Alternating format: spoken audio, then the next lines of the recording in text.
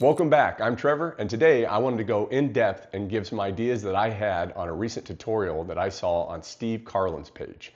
If you're not familiar with Steve Carlin, go to his page right now. I guarantee you won't be disappointed. He's an amazing performer and has hundreds of outstanding tricks posted. For my reference, I renamed this the Birthday Miracle because I'm primarily going to use this as a birthday reveal. But here's what's so cool about this. You can use it to produce any sequence of cards. And I say cards because they can be blank face cards with whatever you want written on them. They can have pictures on them, or they can be regular cards like this. It can be a short birth date, a long birth date. It can be 4 of a kind, matching mates, maybe even something more personal to spectators like their phone number or borrow a bill, and it's the sequence on the serial number. I mean, how cool is that? It's only limited to your imagination. I recently ran across another birthday themed tutorial taught by DMC. If you're not familiar with him, go check that one out immediately. Now, essentially, the trick goes as follows. The spectators call stop anytime during your shuffle, and eventually you have multiple piles laid out on the table. And when you turn the cards over, it happens to be the birth date. Amazing. Watch his tutorial, you're gonna love it. I added a few ideas to this. I recently posted that. Go check it out. I think you're gonna love it, and let me know what you think. But essentially, I have the piles face up like so. And just when these numbers mean absolutely nothing, I say, well, maybe your subconscious didn't pick the faces, they picked the backs. And you turn these piles over, and when you do, they can be whatever you want. In my case, these are all different colored backs. And when you turn those cards over, it's their birth date.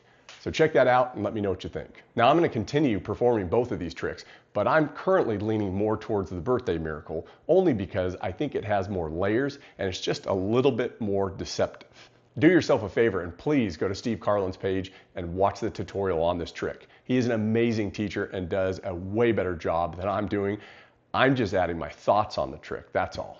So let's get into it. Let's assume their birth date is July 7, 23rd, and 2010.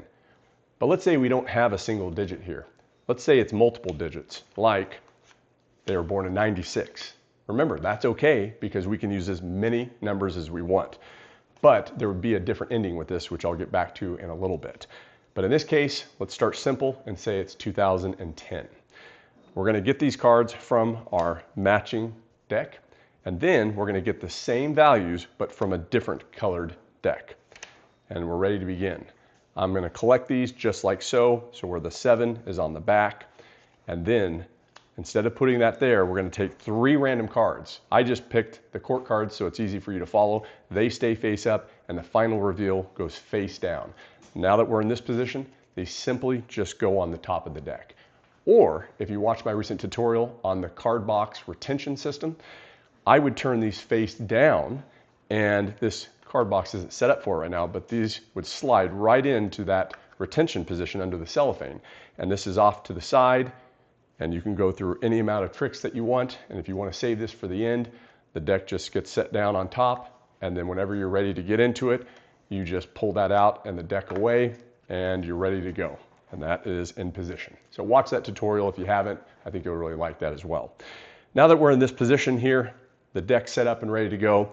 We've got our matching values, and these go in a little bit different position. This goes on top because I'm going to reveal them in this order.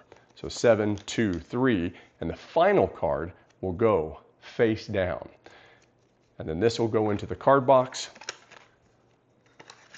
And we bring attention to the card box. A nice little hook here. We've got something inside, which we'll get back to in just a minute. What's really nice about this, if we really spread this out at first and then stop here, you've got a lot of leeway here. That's not going to flash. I even feel pretty comfortable just doing this because it doesn't flash either. It's really nice. If you don't feel comfortable doing that, you can do a block pushover with your thumb, show the cards, and even show the faces here.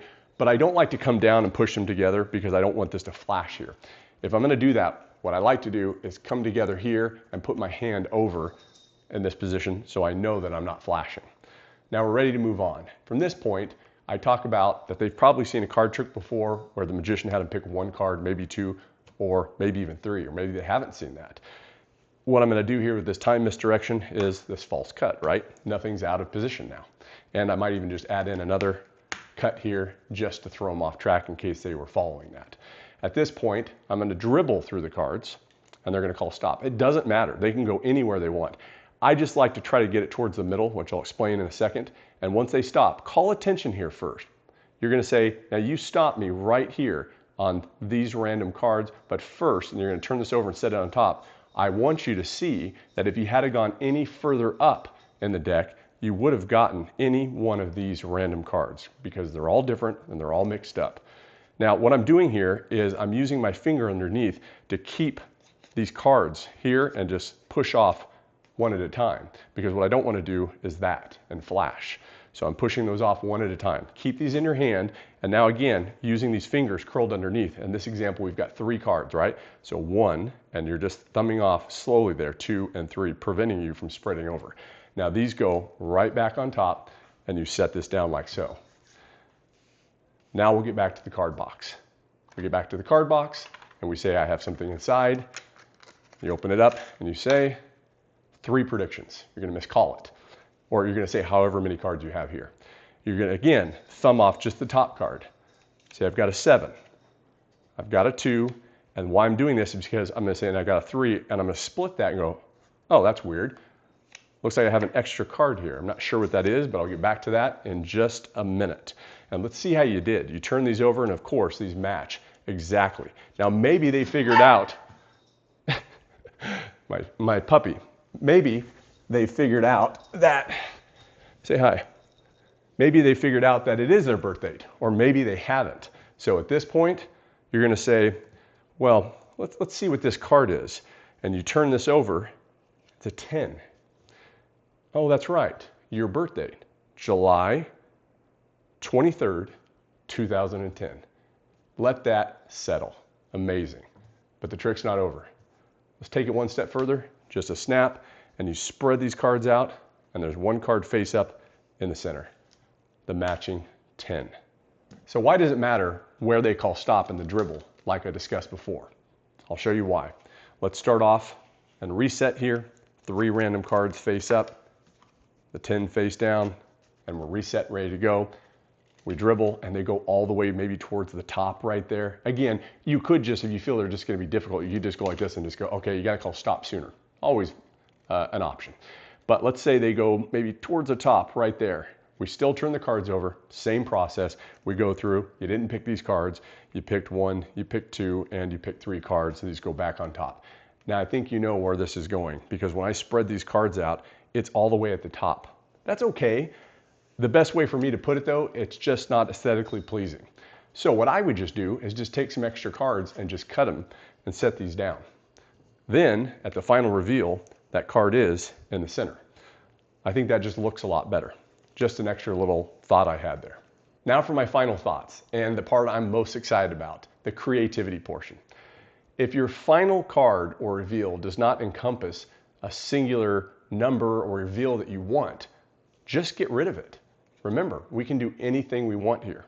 We talked about the year 96, so we can set it up this way. Or we can shift these over, and we can add an ace for a 1 and an extra 9, 1996. Or we can replace that ace with a blank face card with a 1 written on it. That'll be surprising. Design it any way you want. Now in this example, what I like to do, or what I've been doing lately, is getting blank face cards. And I'll write happy on this card, which goes face down, and birthday on this card. And this would be ultimately face up now in the deck. So at the end, I turn this over and say, what's this card? It says happy. Maybe then they reveal it's their birth date. And you say, yes, your birth date is July 23rd, 96, happy. Well, that seems incomplete. Finish the trick any way you want, spread those cards out, and you've got birthday. How cool is this? I mean, please come up with as many ideas as you guys can and post them in the comments. I'd really like to start trying all these out. To me, this is what's most exciting about magic. It's not just doing a trick. It's creating something for the spectator that's going to have an impact. It's going to be meaningful and have a lasting imprint on them. Now, I could simply have just had them cut to 4 aces, and then I revealed that I predicted they do 4 aces, right? That's a good trick. But how cool is this? Maybe you cut to their phone number, and then you revealed their phone number, and you're not even supposed to know their phone number.